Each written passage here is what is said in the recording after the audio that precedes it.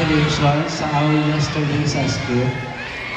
Yung question ko for Guy, since final book na to ng series, syempre ilang taon yung pinagdaanan nito. So, Guy, as someone who knows these stories from end to end, having brought this to life over the years, was there something you discovered more about the narrative or the characters through the series?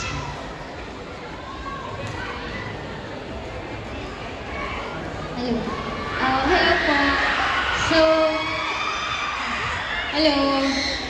So, na-discover ko na possible pala na makwento yung story through a short form, which is an adaptation. And then to tell the POV of a character through a dialogue alone.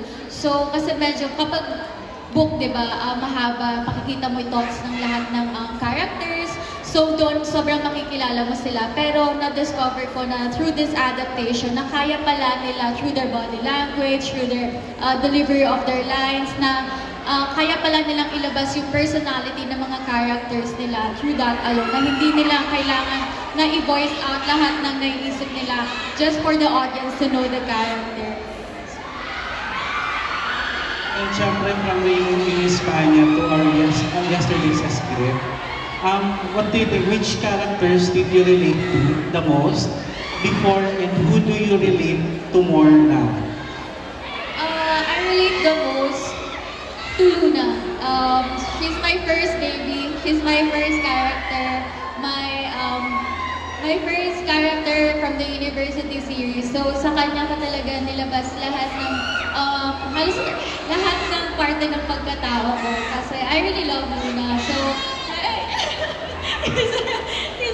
she's really the character that I mostly relate to. Thank you and congratulations. Thank you po. Alright, maraming salamat po ngayon naman from the Philippine Star. We have Dolly and Carvajal. Hello, Direk.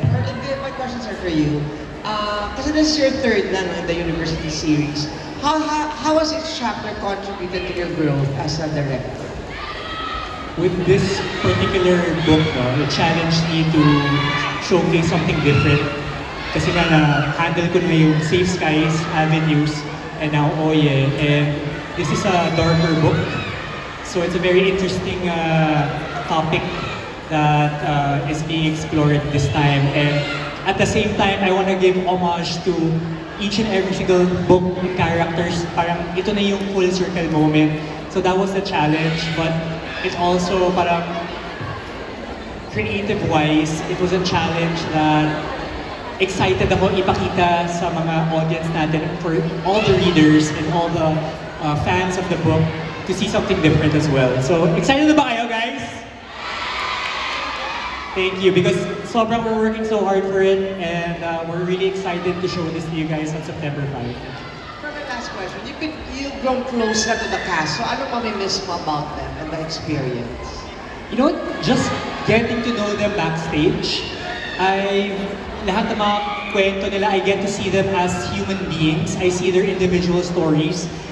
And wala, yung kakulitan lang nila. And guys, they're human beings with emotions, and they laugh, they cry, they get scared, and ito yung hindi nakikita sa series, sa backstage, yung nakikita ko yung vulnerability nila as people and as actors, and yun yung miss ko, is hearing all their stories and just bonding with them. I think that's it. Alright, maraming salamat po. Ngayon naman tuloy tayo sa Manila Bulletin. Neil Ramos. Maraming salamat. My question is for Nicole and Giles. Ma'am, sir, maganda nga po sa inyo. How does it feel po na kayo ang pang-pinali, kayo magsasara ng ating napakagandang university series? Honestly, at first I don't feel any pressure, but now, stepping into the stage right now, mas naramdaman ko yung pressure, and I guess we will be able to use that pressure to give these people, these readers, a very, very good book, a very good series to close, and we're just really happy na nandito kami ngayon doing this last and final book, which is the very, for us, heaviest book. Yung mas maraming elements na libro, very grounded na libro. So, yeah, kabado, but at the same time, we're gonna use that as a fuel to do everything, blood, sweat, and tears, everything on the table, gagawin talaga namin lahat. Sabi nga Direk Gino, pinaghihirapan namin to. At totoo yun na pinaghihirapan namin to. Sobra talaga, just like last night. So yeah, we'll continue to do our best talaga for you guys. How about you, Nicole? Ayun po, nakakakaba po bilang we've been doing it nga for a few years now. And but it's an honor to be able to do this. And to tell Kiara's and Sean's story is a blessing. And it may be painful, but sobrang nakakatuwa because we get to portray characters or humans that go through these things so that a lot of people can relate and connect. And ayun, nakakakaba pero excited. I mean, napanood niyo na ata yung trailer pero kami hindi pa. So hindi ko pa alam ano mararamdaman ko. Pero ayun po, nakakatuwa and very, very excited. To follow up lang, ang marami nakapansin na doon sa Viva Barcada concerts, masyadong emotional daw kayo, ngayong dalawa. May sikreto ba kayo hindi namin alam or would you want to share something about that? No, maybe we're just really overwhelmed with the love and support that we're getting from everybody. Especially, we're the last book eh. We waited for this for almost 3 years. No, we supported the books before us. We supported our friends, our family right here. So, and nakita namin yung pagmamahal din nila dun sa mga kaibigan namin na nauna. And, experience it firsthand at this very moment and even sa Viva Barcada concert.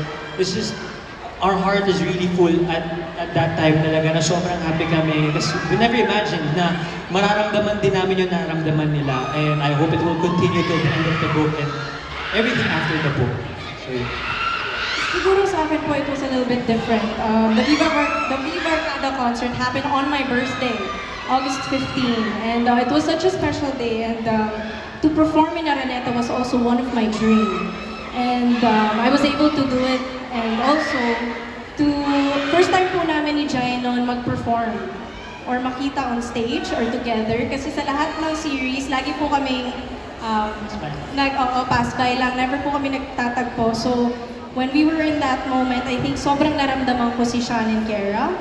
And that dance, I think yung mga readers, aware naman kayo sa sayaw na yun, di ba?